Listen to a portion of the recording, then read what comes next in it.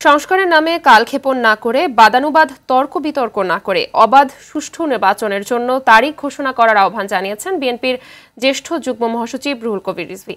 রাজশাহী মহানগর যুবদলের এক অনুষ্ঠানে তিনি কথা বলেন। রিজভী বলেন, আন্তর্জাতিক নানা চক্রান্তের মধ্য দিয়েই গণতন্ত্রের পথে হাঁটতে হবে।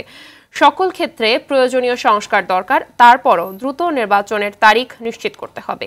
ভারত চায় বাংলাদেশের সংঘাত, সহিংসতা, সাম্প্রদায়িক দাঙ্গা হোক বলেও মন্তব্য করেন রিজভী।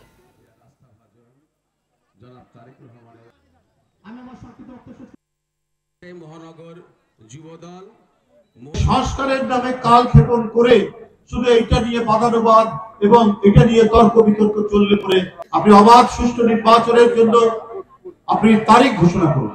আপনি বলুন যে এত সময়ের মধ্যে নির্বাচন হবে এবং অবাধ সুষ্ঠু নির্বাচন, যদিও সেই বিষয়ে তিনি বারবার বলছেন। সুতরাং আমরা এই বিষয়ে আর কোনো কথা বলতে চাই না। সরকার যথাযথ উদ্যোগ গ্রহণ করবেন এবং সত্যিকার অর্থে একটা শক্তিশালী গণতন্ত্র, যেখানে প্রত্যেকটি মানুষ স্বাধীন থাকবে।